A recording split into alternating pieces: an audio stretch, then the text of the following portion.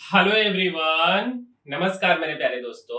मेरे भाई, हम सब लोग जानते हैं कि कारगिल का युद्ध हुआ था, बट एक्चुअल में इसे हम कारगिल का युद्ध ही क्यों बोलते हैं? और क्या सिर्फ कारगिल में ही युद्ध हुआ था? और जो भारतीय सेना है, उन्होंने ऑपरेशन तलवार क्यों चलाया था? ऑपरेशन विजय क्यों चलाया गया? और ऑपरेशन सफेद सागर क्यों चलाया गया? इन सब के बारे में हम इस वीडियो के अंदर डिटेल में बात करेंगे। कैसे भारत के पीठ में छुरा घोंपा गया। मेरे भाई, शुरुआत थोड़ा सा हम करते हैं कि एक्चुअल में ऑपरेशन बद्र, जिसे पाकिस्तान ने भारत के प्रति चलाया था, एक तरह से गद्दारी किया था। क्यों किया, सबसे पहले इस बात को समझिए। 1971 में आपको पता है कि बांग्लादेश अलग हुआ था, जिसे हम पूर्वी पाकिस्तान बोलते हैं। हुआ क्या एक्चुअल में कि बांग्लादेश के अलग होने के बाद में दोनों देशों के बीच में काफी दिक्कत थी, काफी डिस्प्यूट थी। अब इस बातें को के समाधान के लिए 1972 में शिमला समझौता हुआ, हिमाचल प्रदेश के शिमला में, कि हम दोनों देश आपस में जो है मिल करके बात जो है कि सारा कुछ का समाधान करेंगे, जम्मू कश्मीर के मुद्दे पे, इन सब पे। तो इसके बाद क्या हुआ शिमला समझौते के बाद में, कि एक लाहौर समझौता हुआ। बेसिकली हमारे प्रधानमंत्री जी दिल्ली से अटल बिहारी वाजपेयी जी बस से लाहौर गए हुए थे। और जब वो लाहौर गए, वहां पे समझौता हुआ था फरवरी 1999 में, कि भाई हम दोनों देश आपस में मिल करके किसी भी बात को सुलझाएंगे। लेकिन उसी 3 महीने के बाद में किसी को यह पता नहीं था कि शांति समझौता हो रहा है, और हरामी पाकिस्तान आप बोल सकते हो, जिन्होंने भारत के पीठ में छुरा घोंपा। तो सब चीजों को हम डिटेल में समझाएंगे। सबसे पहले आप समझिए कि मेरे भाई, यह जो आप लाइन देख रहे हो ना, ये वाला लाइन, यह है लाइन ऑफ कंट्रोल। एक तरह से हम बोल सकते हैं कि दोनों देशों का बाउंड्री है। ठीक है। और यहीं पे कारगिल जिला पड़ता है, जो उस समय जम्मू एंड कश्मीर रीजन के अंतर्गत आता था। जम्मू कारगिल एक जिला है जम्मू एंड कश्मीर में। आज के डेट में यह यूनियन टेरिटरी लद्दाख के अंदर बेसिकली आता है, और इस पे सेंट्रल गवर्नमेंट का जो है एक तरह से प्रभाव है। अब समझिए कि ये जो बेसिकली कारगिल है, तो कारगिल के काफी सारे जगहों पे युद्ध लड़ा गया, जिसमें से सबसे महत्वपूर्ण जो जगह है मेरे भाई, यह द्रास है। ठीक है। द्रास के बाद मुसोक वैली हो गया, टाइगर हिल का आप नाम सुनते होंगे, टोलो लिंग का नाम सुनते होंगे, है ना। उसके बाद आपका कक्सर हो गया, ये खरबू हो गया। तो इन सब जगहों पे जो है बेसिकली युद्ध हुआ था। एक्चुअल में हुआ क्या ना, कि आप देखो, ये वाला जो रोड है ना, ये रोड है नेशनल हाईवे 1, जिसको हम उस समय नेशनल हाईवे 1D के नाम से उस समय जानते थे। और कारगिल के पास में ना, यह लाइन ऑफ कंट्रोल से काफी सटता है और काफी नजदीक है। अब ये देखिए ना कि कारगिल वाला ये एरिया है, और यहाँ पे ये लाइन LOC है। अब यहाँ पे ये रोड काफी नजदीक है, और यह रोड लद्दाख तक जाती है। अब इसका पाकिस्तान का क्या मानना था कि अगर ना हम भारत के ऊंचे ऊंचे चोटी को कब्जा कर लें और इस रोड को कट कर दे, तो क्या होगा कि हम जो है एक तरह से भारत के लाइन ऑफ कंट्रोल को बदल सकते हैं, ऐसा उसका मानना था। अब एक्चुअल में क्या हुआ ना, जैसे काफी सारे पॉइंट भी हैं, जैसे आप नाम सुने होंगे पॉइंट 4875 टाइगर हिल का, टोलोलिंग पॉइंट 5140। ठीक है। तो ये सब पॉइंट है बेसिकली, और यह एक तरह से माउंटेन है, हाईएस्ट पीक है, जिसका नाम जो है पॉइंट मतलब चिन्हित करने के लिए रखा गया। अब देखिए, रोड जो है ना मेरे भाई, यह श्रीनगर से होते हुए लेह लद्दाख तक जाती है। ठीक है। और यहाँ पे है कारगिल। अब यह रोड जो है ना, लाइन ऑफ कंट्रोल के काफी नजदीक है। ये जो आप लाइन देख रहे हो ना, काफी नजदीक में कारगिल के पास में यह बेसिकली रोड है नेशनल हाईवे 1। अब हुआ क्या ना, कि उसका पाकिस्तान का क्या कहना था कि हम ये सब जो जगह है बेसिकली, ये जो भी जगह है ना, अगर इसके ऊंचे ऊंचे पहाड़ पे आप जाकर के बैठ जाओ। अब इसमें भी क्या हुआ था ना, कि शिमला समझौता के बाद में, जब लाहौर में हमारे प्रधानमंत्री जी गए, अटल बिहारी वाजपेयी जी, तो उस समय क्या हुआ था कि एक तरह से मानवीय तरीके से जो टेम्परेचर है जहाँ पे हमारे सैनिक रहते थे हाईएस्ट पॉइंट सब पे, वहां पे -20 -40 डिग्री सेल्सियस है टेम्परेचर हो जाता था। तो लोग वहां पे रह नहीं सकते थे। अब तो मानवीय तरीके से ऐसा कोई एग्रीमेंट नहीं हुआ था कि हम सब अपने अपने पोस्ट को छोड़ देंगे, ठीक है। तो जब 1999 में मीन्स बेसिकली 98 के नवंबर दिसंबर के महीने में भारत भी अपने पोस्ट को खाली कर देता था, क्योंकि वहां पे लोग नहीं रह सकते थे, और पाकिस्तान भी खाली कर देता था। तो यह जब पोस्ट को छोड़ा गया ना एक्चुअल में, तो क्या हुआ कि पोस्ट को छोड़ने के बाद में जो पाकिस्तानी है वे लोग हमारे पोस्ट को कब्जा कर लिए। थोड़ा सा हम आपको डिटेल में समझाएंगे इसको।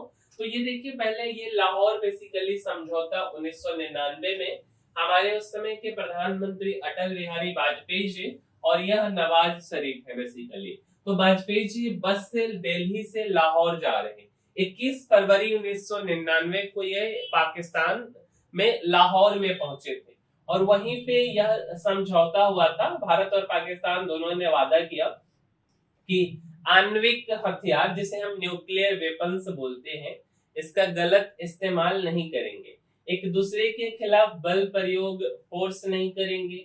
दोनों देशों ने तय किया कि कश्मीर समेत सभी मुद्दे शांति और बातचीत से सुलझाए जाएंगे। विश्वास बढ़ाने के लिए कॉन्फिडेंस बिल्डिंग मेजर सीवीएम अपनाए जाएंगे।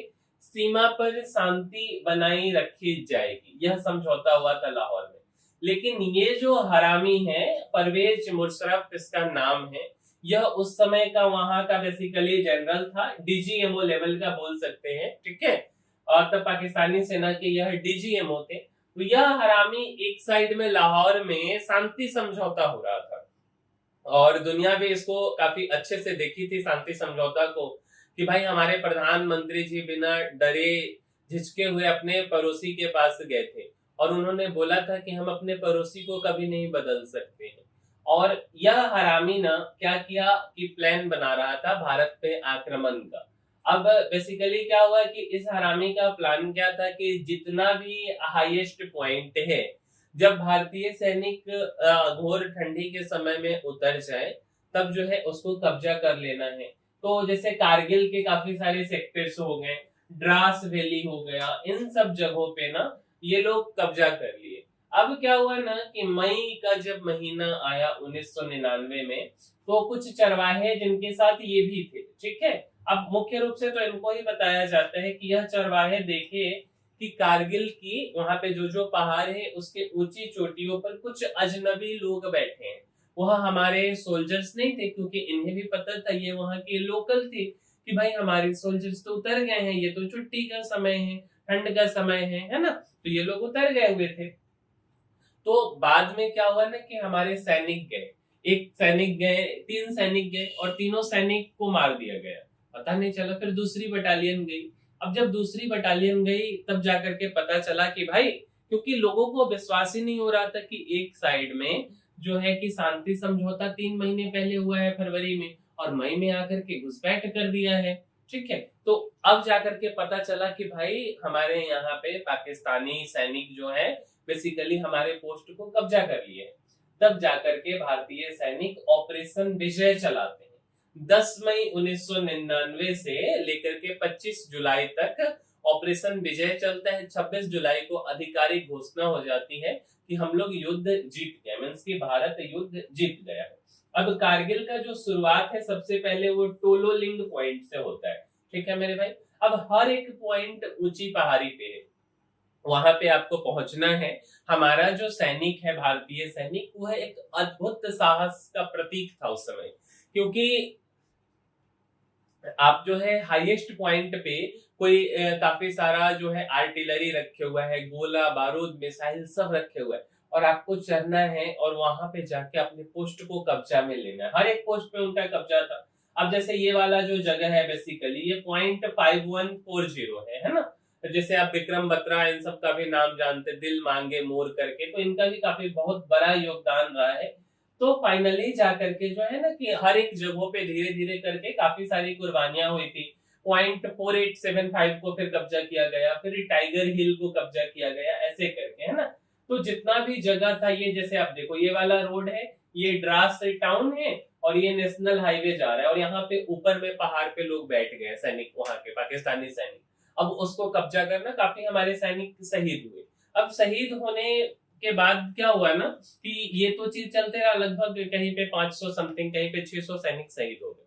अब उस समय तक ना भारतीय जो एयर फोर्स थे, जो भारतीय पायलट थे, उनका सहयोग थोड़ा सा लेट मिला। मेरा ऐसा पर्सनल मानना है कि अगर थोड़ा सा पहले मिल जाता एयर फोर्स का सहयोग तो यह युद्ध में इतना ज्यादा कुर्बानी शायद नहीं देनी पड़ती, है ना। अब समझिए कि जो एयर फोर्स था ना वो ऑपरेशन सफेद सागर करती है, ठीक है। अब ऑपरेशन सफेद सागर इसका नाम क्यों पड़ा मेरे भाई?